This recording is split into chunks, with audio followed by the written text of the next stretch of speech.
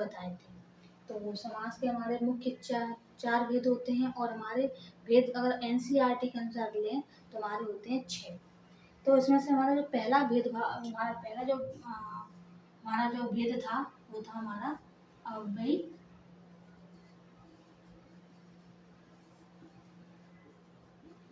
अव्ययी भाव समास। अब ये होता क्या है अव्ययी?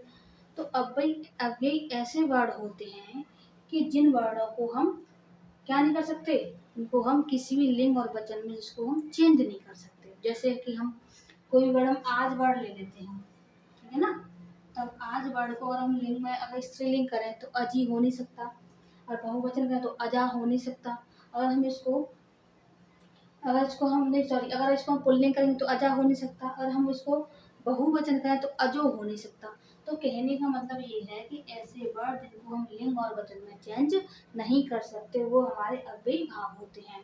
अच्छा, अव्ययी का मतलब होता है अखर्च। क्या होता है? अखर्च होता है। क्या होता है? अखर्च। अच्छा, अखर्च क्या है? अखर्च मतलब ऐसी चीज जिसको हम खर्च नहीं कर सकते। मतलब वही चीज है कि ऐसा कोई शब्द जिसको हम तोड़ मरोड़ नहीं सकते, जो कि शब्द वह जो शब्द है वो हम वही उसका वर्ड हमारा रहेगा। तो इसका मतलब आखर्च। और भाव का मतलब हमारा क्या होता है? और भाव की बात करें तो भाव का मतलब होता है होना, मतलब खर्च ना होना, या फिर हम कह सकते हैं पाना या पाया। तो मतलब ऐसा कोई शब्द जिसको हम खर्च नहीं कर सकते या खर्च नहीं हो सकता, नहीं ना होना या पाना। इतनी बात आपको समझ में आ गई होगी। तो यहाँ पर क्या है कि यहाँ पर ऐसे वर्ड जिसको हम खर्च नहीं कर सकते, जिसको हम मतलब इसको हम चेंज नहीं कर सकते, वही हमारा अव्ययीभाव है। जैसे कि अब इसको हम 3 प्रकार से जान सकते हैं। जैसे एक तो हमारा होता है उपसर्ग का, है ना, अव्ययीभाव। उपसर्ग का मतलब है कि जहां पर पहले किसी शब्द में उपसर्ग आ जाएगा। उपसर्ग कैसे हम मान सकते हैं? तो उपसर्ग का मतलब हमारा अगर कहें तो उपसर्ग में जैसे हम कह सकते हैं आ जन्म, और हो सकता है हमारा प्रतिवर्ष हो जाएगा। क्या हो जाएगा? प्रतिवर्ष हो जाएगा। और हम कह सकते हैं हमारा सुपुत्र। क्या हो जाएगा? सुपुत्र। तो ये क्या है? आगे उपसर्ग है, ये क्या है? उपसर्ग है, और ये क्या है? उपसर्ग है। तो अव्ययीभाव समास वो होते हैं जहां पर हमारा उपसर्ग होता है, वहां पर हमारा अव्ययीभाव समास होगा। इसकी हम पहचान ऐसे करेंगे, ठीक है। अगर हम दूसरी प्रकार की बात करें तो दूसरा जो प्रकार है हमारा वो हम कह सकते हैं अव्यय शब्द के अनुसार। कैसा? अव्यय शब्द। अगर कहीं भी आपको अव्यय शब्द दिखेगा तो वहां पर हमारा अव्ययीभाव समास होगा। कैसे? अभी तक। जैसे हम वर्ड ले रहे हैं यहाँ पर अभी तक। अब इसको हम चेंज करें अभी, तो इसको हम चेंज तो कर नहीं सकते लिंग और वचन में। तो जहां पर अव्यय शब्द दिखेगा वहां पर हमारा अव्ययीभाव समास कहलाएगा। जैसे, है ना, एक वर्ड और हो जाएगा आज, आज तक। तो ये वर्ड कैसे हैं? ये अव्ययीभाव समास है। अच्छा, तीसरी प्रकार की बात करें तो तीसरी प्रकार की बात होती है निपात वाले शब्द हो यहाँ पर, है ना। क्या हो? निपात। अच्छा, निपात क्या होता है? एक्चुअली अव्यय और निपात बात हमारी एक ही होती है। अव्यय और निपात कैसे होती है? एक ही बात होती है। लेकिन यहाँ पर भी किसी भी शब्द को लिंग वचन में नहीं चेंज कर सकते, और यहाँ पर भी हम लिंग और वचन में चेंज नहीं कर सकते। लेकिन अंतर यहाँ ये है कि निपात में कोई भी जो चीज है या कोई शब्द है जिसको हम जोर देकर बोलते हैं, जैसे कि हम जोर देकर बोलेंगे, जैसे कह सकते हैं कि मैं खुद पानी पी लूंगा या स्वयं पानी पी लूंगा। तो जैसे हमारा ये स्वयं वाला वर्ड आ जाता है, तो स्वयं वाला वर्ड कैसा हमारा? निपात है। स्वयं मतलब खुद पे जोर देकर जो बात बोली जाए वो हमारा निपात कहलाता है। तो ऐसे वर्ड जो कि निपात वाले शब्द अगर तुम्हें कहीं दिखेंगे तो वहां पर हमारा अव्ययीभाव समास होगा। क्या होगा यार? जैसे कि इसमें से कोई भी हम उदाहरण की बात करें तो यहाँ पर उदाहरण हमारा हो जाएगा यथा शक्ति। क्या हो जाएगा? यथा शक्ति। ये तो अपने साथ छोटे छोटे किसी बुक्स में भी आप देख लोगे, आपको ये वाले एग्जाम्पल दिख जाएंगे, है ना। यथा शक्ति, है ना। अच्छा, एक और वर्ड है हमारा भरपूर। भरपूर। तो ये हमारे क्या है निपात शब्द। तो अव्ययी समास वो होते हैं जहाँ पर उपसर्ग होगा, जहाँ पर अव्यय शब्द होंगे और जहाँ पर निपात शब्द होंगे, उसे हम कहते हैं अव्ययीभाव समास। तो चलिए अब हम आपको बताते हैं कि कुछ वर्ड ऐसे होते हैं कि जहाँ पर द्वंद्व और अव्ययीभाव में दिक्कत रहती है कि हम इसको कैसे पहचानें कि ये शब्द कैसे बनेगा। और अक्सर कर बच्चे क्या करते हैं, इसको गलत करके आते हैं। तो चलिए हम आगे बात करते हैं।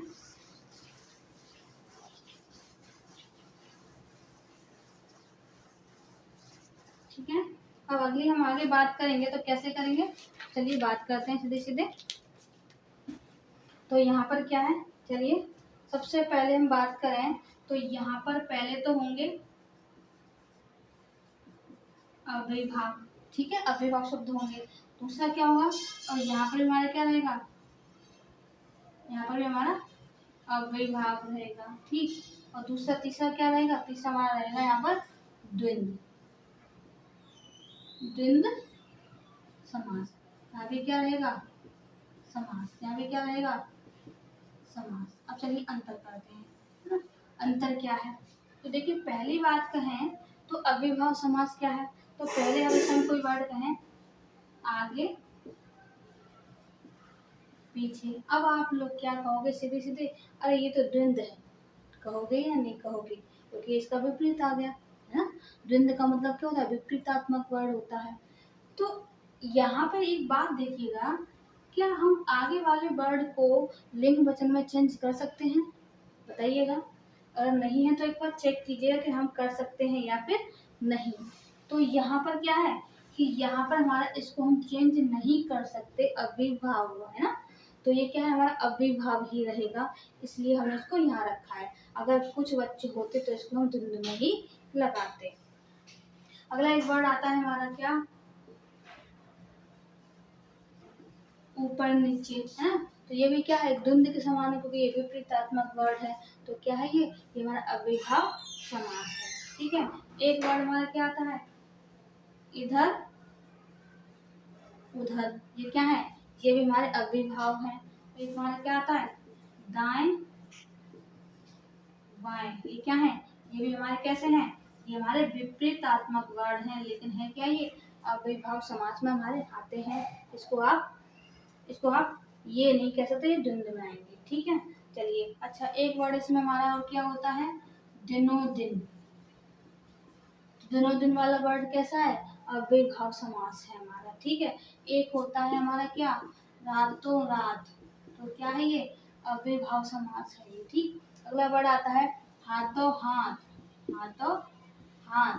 तो क्या है ये, अव्ययीभाव समास है। ठीक, अगला हम एक और वर्ड लेते हैं तो बातों बात, क्या आता है, बातों बात। तो ये क्या है, ये भी हमारा अव्ययीभाव समास है। कहने का मतलब ये है कि यहाँ पर आपके जितने भी ऐसे वर्ड आएंगे वो हमारा अव्ययीभाव समास होगा। अब देखिए इसमें आप चेंज और देखते हैं कि द्वंद्व कहाँ आता है।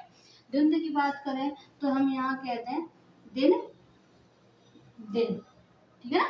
तो क्या कह रहे हैं, दिन दिन। तो यहाँ पे द्वंद्व रहेगा। अब कहो कि कैसे, देखिए यहाँ योजक चिन्ह आ गया, लेकिन अव्ययीभाव है। हम क्या कहते हैं कि यहाँ योजक चिन्ह हो वहाँ पर हमारा द्वंद्व समास रहता है, लेकिन अव्ययीभाव में भी योजक चिन्ह रहता है। कैसे कि यहाँ पर हमारा विपरीत है लेकिन योजक चिन्ह है, लेकिन यहाँ पे क्या है, ये वर्ड चेंज नहीं होंगे। यहाँ एक जैसे वर्ड हैं, है ना, एक जैसे वर्ड है, फिर भी क्या है, अव्ययीभाव समास है। अगर हम यहाँ की बात करें तो ये द्वंद्व, आप कहोगे कि ये तो अव्ययीभाव हो गए जैसे है ना। पूछो क्यों, क्योंकि अगर इसको हम मॉडिफाई करें किसी भी शब्द को, दिनों दिन या फिर दोनों, अगर हम इसको बहुवचन बनाए तो दोनों हो सकता है, नहीं हो सकता, हो सकता है, इसलिए इसको हम द्वंद्व में रखेंगे। ठीक, अगला वर्ड है हमारा रात रात। यहाँ पर हमारा हाथ हाथ, है ना, यहाँ पर हमारा बात बात। तो क्या है ये हमारे द्वंद्व समास है। तो ये आपको अंतर पता चल गया होगा कि इनका कैसे हम जानेंगे। ठीक है, तो ऐसे कोई वर्ड आपको देखें तो अव्ययीभाव समास में ही आएंगे।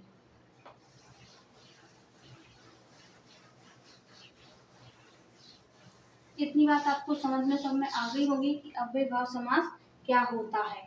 ठीक है, अब चलिए अब आते हैं आज हम द्वंद्व समास पे। दूसरा समास कौन सा है हमारा,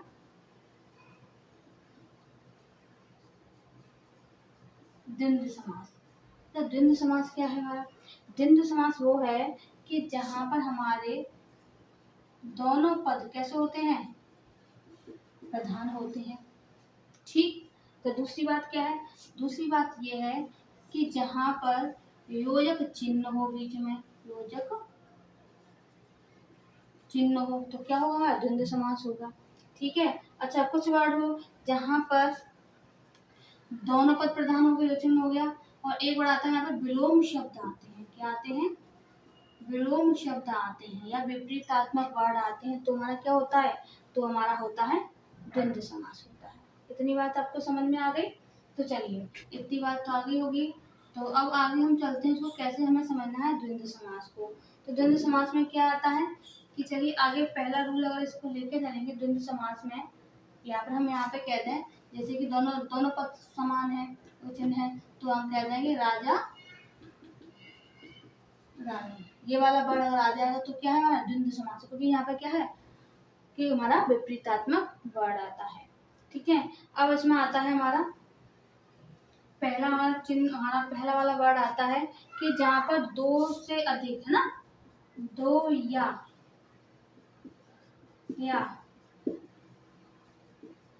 दो से अधिक पद आए, मतलब दो या दो से, अभी तक हमने दो पद देखे राजा रानी, लेकिन अगर द्वंद्व समास में दो से अधिक पद आ जाएंगे तो क्या होगा? तो वहां पर हमारा द्वंद्व समास होगा। जैसे कि रोटी, कपड़ा और मकान। तो जहां पर भी और का वर्ड होगा तो वहां पर क्या होगा? वहां पर हमारा द्वंद्व समास होगा। तो यहाँ पे एक चिन्ह लगा लीजिए कि जहां पर और है ना, जहां पर दो वर्डों के बीच में और का प्रयोग हो, जहां पर यहाँ लिख देते हैं दो वर्डों के बीच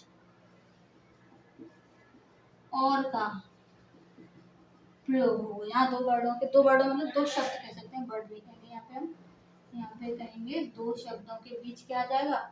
यहाँ पर हमारा आ जाएगा और। तो यहाँ पर क्या है कि यहाँ पर तीसरे वर्ड के बाद आएगा तो हमारा और आ जाएगा। इतनी बात समझ में आ गई आपको? ठीक है। अच्छा, दूसरा नंबर क्या है कि जहां पर आपको दो शब्दों के बीच क्या, दो शब्दों के बीच संबंध दिखे। अब संबंध तो वैसे भी दिखे, राजा रानी है तो संबंध तो दिखेगा ही दिखेगा। कि जहां पर दो शब्दों के बीच संबंध दिखे, क्या दिखे? संबंध आए। जैसे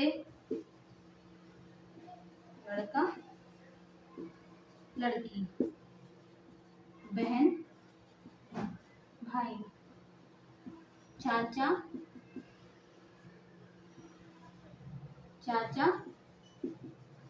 चाची। तो जहां दो शब्दों के बीच में क्या आ जाए? संबंध दिखे, तो वहां पर क्या होगा?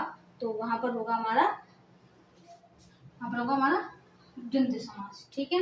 अगला शब्द आता है कि जहां पर है ना, इसमें बोला गया है कि समास विग्रह करते समय, समास विग्रह करते समय, समास विग्रह करते समय क्या है? और आ जाए। क्या आ जाए? और आ जाए, वह आ जाए, या फिर अथवा वर्ण आ जाए, है ना। क्या क्या आ जाए? जब समास दो वर्णों का हम समास कर रहे हैं तो और आ जाए, वह आ जाए, अथवा आ जाए, तो वहां पर कौन सा होगा? तो वहां पर हमारा द्वंद्व समास होगा। कौन सा होगा वहां पर? द्वंद्व समास होगा।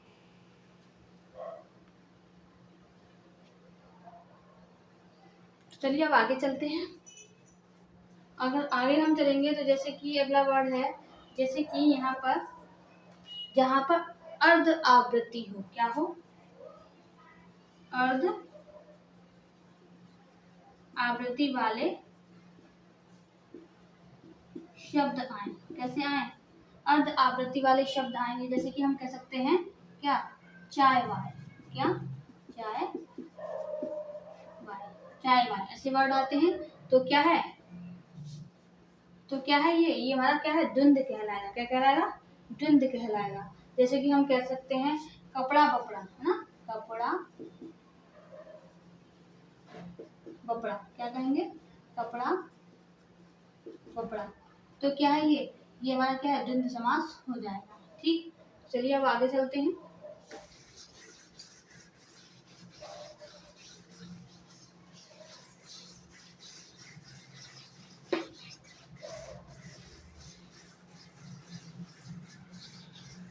ठीक है, अब अगला वर्ड हम लेके चलते हैं। अगला वर्ड क्या है कि जहां पर संज्ञा सर्वनाम, मतलब जहां पर संज्ञा या सर्वनाम विशेषण क्रिया, क्या हो, संज्ञा सर्वनाम विशेषण क्रिया दो शब्दों के बीच में, संज्ञा सर्वनाम और यहाँ पे क्या है, विशेषण, क्या हो, विशेषण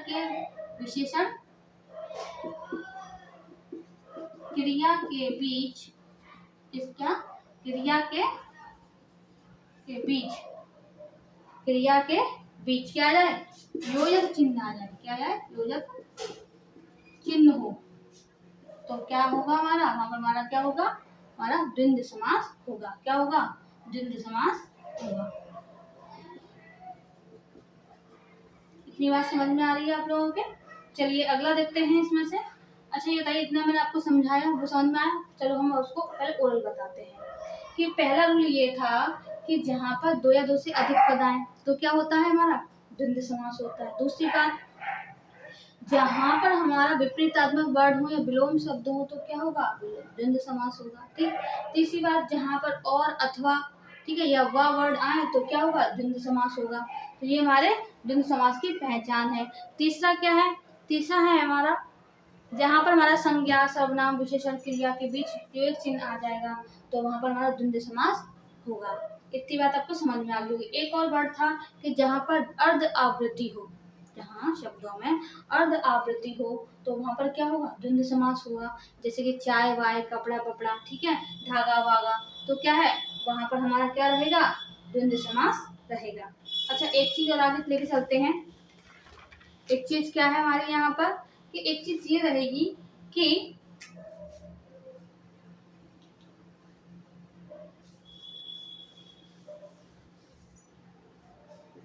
एक चीज ये रहेगी कि जहां पर एक से कितना, एक से 10 तक, कितने तक, एक से 10 तक की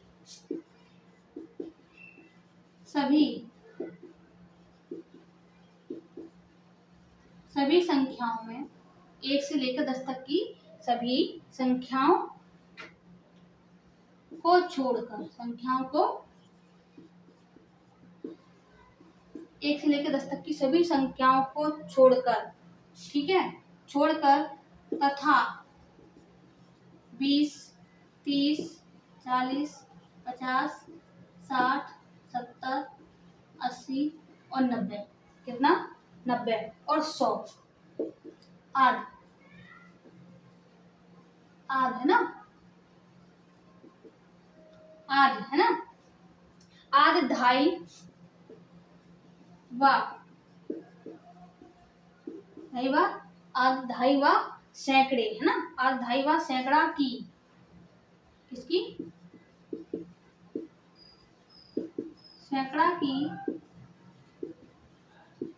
सैकड़ा की संख्याओं को, आदि व सैकड़ा की संख्याओं को क्या है, को छोड़कर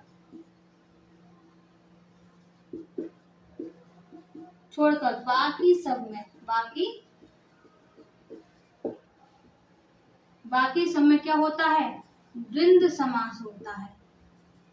देखिए कैसे, यहाँ ये बोला गया है कि बाकी के 1 से लेकर 10 तक कितनी संख्या है, ठीक है, और 20, 30, 100 तक और सैकड़ा की, ढाई की, जितनी भी संख्या हमारी आती हैं उन सबको छोड़कर बाकी की संख्या बचेंगी वो हमारी क्या है, सब द्वंद्व समास है। जैसे कि हम कह सकते हैं 25, तो यहाँ पे क्या करेंगे, 20 + 25 तो क्या हो जाएगा, 20 और 5 25, तो ये हमारा 20 और 5 क्या बोलेंगे, 25, ठीक है।